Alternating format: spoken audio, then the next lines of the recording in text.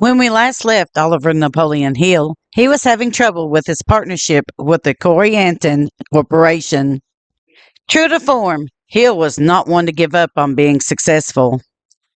We will follow his story through the 1930s as he strives to once again dive into the business world and author the book Think and Grow Rich. All aboard the Kentucky Tennessee Living Time Machine. Please fasten your seatbelts and keep your arms and legs inside of the vehicle at all times.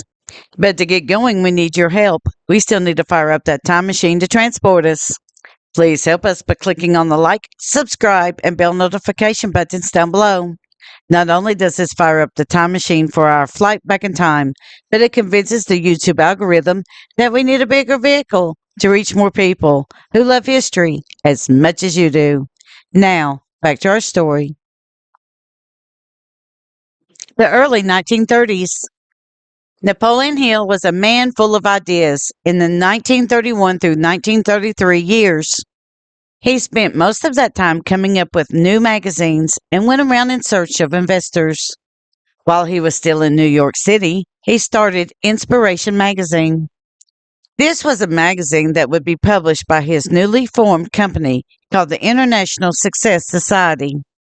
Hill was able to publish 2 magazines before he moved to Washington, D.C. and began the International Publishing Corporation of America. Unfortunately, the International Publishing Corporation of America began selling unlicensed stock. Never a man to sit still, Hill bounced between the cities. He would show up in Philadelphia and Baltimore, among others, to once again sell unlicensed stock of dummy corporations and companies to investors. Once he settled in Washington, D.C. and made it into his home base of operations, he turned the International Success Society into the International Success University. Once again, correspondence courses could be bought by students. That was nothing more than a sham to get money out of people from around the USA. Rosa Lee Beeland. After Florence had gotten her divorce from Hill, he found himself broke and alone. Hill could no longer depend on his wife's family's fortune to help support him. While Hill did frequent women of ill repute during that time, he found that he could just not connect with any non-commercial company. While Hill was giving a lecture in Knoxville, Tennessee, he publicly stated that he was in search of his dream woman. Rosa Lee Beeland happened to be in the audience and jumped at her chance to meet Hill after the lecture. The next day, they set up time to talk to each other.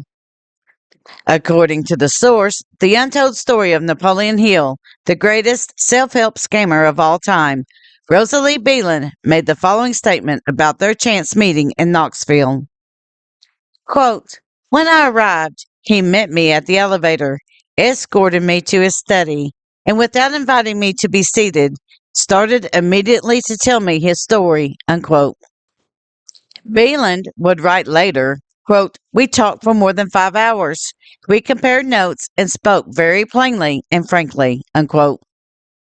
Rosa went on to state about the meeting, quote, "Before I left, we were engaged. Then we were married." Unquote. Within 48 hours, the couple had plans to marry. At that time, Hill was 53 years old and Beeland was 29 years old. After they married, Beeland and Hill would begin work on his 3rd book entitled Think and Grow Rich. Blair and Vera Hill. Unable to support himself or his new bride, Napoleon Hill and Rosa Lee moved in with Blair and Vera Hill in their small Hill's Kitchen apartment. Blair was the only son that was still speaking to Napoleon at that time in his life. Life there was hard and very stressful and compounded by Napoleon's verbal abuse directed at Vera. Napoleon had a knack of giving people that he did not like the true verbal smackdown. After taking this abuse for a few months, Vera had enough and moved out of the tiny apartment to West Virginia.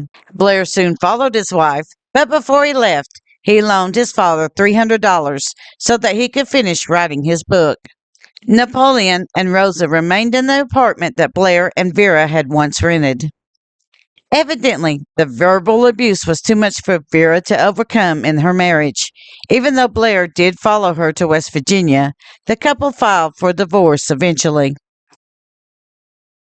Rosa Lee helps write Think and Grow Rich. Hill's official biographers conceded that Rosa Lee was instrumental to the success of Hill's next self-help book. She was working day and night, typing up Hill's thoughts, editing, and arranging Hill's incoherent thoughts into readable sentences, organizing the chapters, and rewriting the book 3 times.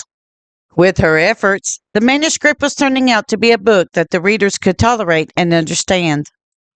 To help the book along, a new ingredient was added to the mix. That ingredient? Sex. There was a whole chapter devoted to the mystery of sex transmutation. As Hill would put it, the desire for sex can be used to get what you want out of life. The reader just needs to learn how to channel this tool. Sexual expression is one of the fundamental needs of a human being and was nature's narcotic. According to Hill, sexual needs should be harnessed and transmuted in an action rather than a physical expression. This action may raise a person to a higher status of genius. According to the book, Think and Grow Rich, quote, nature has prepared her own potions with which people may safely stimulate their minds so that vibrate on a plane that enables them to tune into the fine and rare thoughts from the great unknown. No satisfactory substitute for nature's stimulants has ever been found, unquote. Another ingredient of the mix of the book was entertainment and hope. People did not want to use their money to read during the Great Depression, and if they did, they not only wanted to be entertained, but transported to a world of hope that their dire circumstances and life would be moved into a higher way of living. And the thought that if you had to do was think your way out of your current situation, then it made the book all the more appealing. After the third write-up, the Hills presented the finished work to Andrew Pelton for publication. Publication of Think and Grow Rich. Andrew Pelton was not overly enthusiastic about the new book that Napoleon Hill was offering to his readers.